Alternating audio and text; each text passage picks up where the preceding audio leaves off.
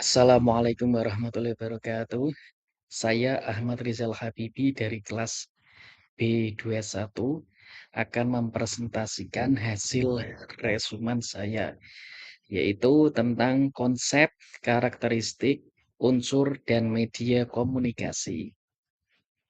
Yang pertama yaitu konsep komunikasi. Komunikasi adalah proses penyampaian pesan, informasi, ide, atau perasaan dari pengirim kepada penerima untuk mencapai pemahaman bersama.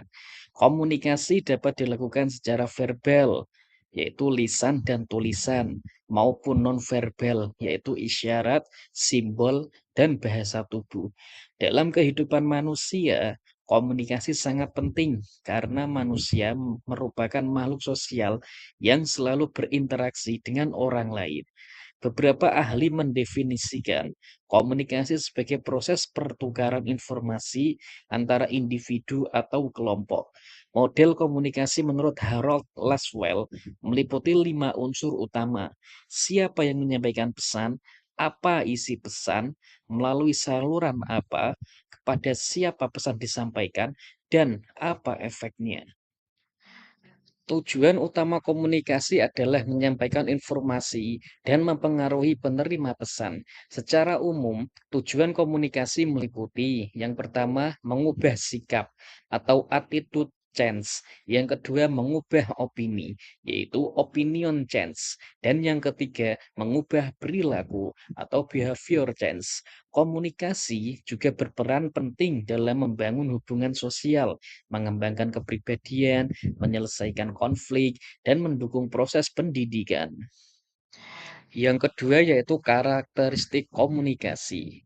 Komunikasi memiliki beberapa karakteristik utama, yaitu yang pertama, merupakan suatu proses yang berlangsung secara berurutan. Yang kedua, dilakukan secara sengaja dan memiliki tujuan tertentu. Yang ketiga, melibatkan partisipasi dan kerjasama antara pihak yang berkomunikasi. Yang keempat, bersifat simbolis karena menggunakan bahasa atau simbol tertentu. Yang kelima, bersifat transaksional, yaitu terjadi proses memberi dan menerima pesan. Dan yang terakhir, dapat menembus ruang dan waktu, terutama dengan bantuan teknologi.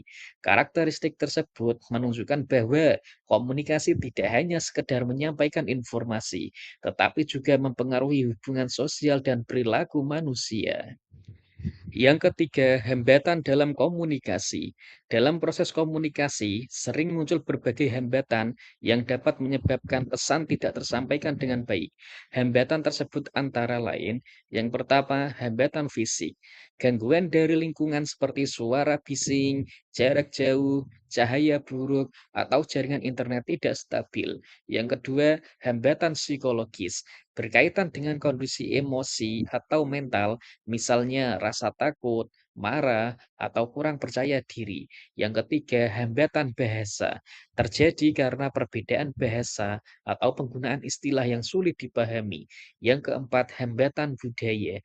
Disebabkan oleh perbedaan nilai, norma, dan kebiasaan antar budaya. Yang kelima, hambatan sosial. Timbul karena perbedaan status sosial atau hubungan hierarki seperti antara atasan dan bawahan. Yang keenam, hambatan teknologi. Terjadi ketika perangkat atau teknologi komunikasi tidak berfungsi dengan baik.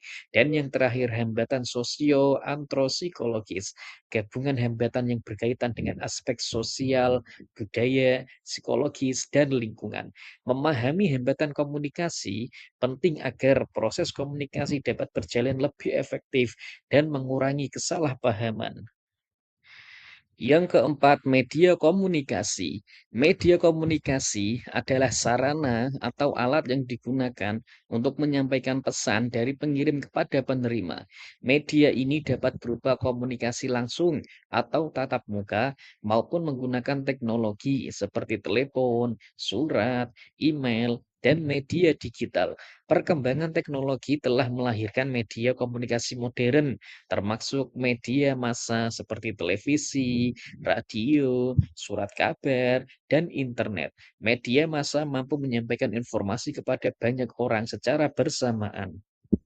Dalam kehidupan modern, media komunikasi sangat penting karena yang pertama, mempercepat penyebaran informasi. Yang kedua, memudahkan interaksi antar individu atau kelompok. Yang ketiga, mendukung proses pendidikan dan pekerjaan. Dan yang terakhir, menjangkau masyarakat dalam jumlah besar. Oleh karena itu, masyarakat perlu memiliki literasi digital agar dapat menggunakan media komunikasi secara bijak dan efektif. Kesimpulan, komunikasi merupakan proses penting dalam kehidupan manusia yang melibatkan penyampaian pesan untuk mencapai pemahaman bersama. Komunikasi memiliki karakteristik tertentu, dapat mengalami berbagai hambatan, dan memanfaatkan berbagai media untuk menyampaikan pesan secara efektif.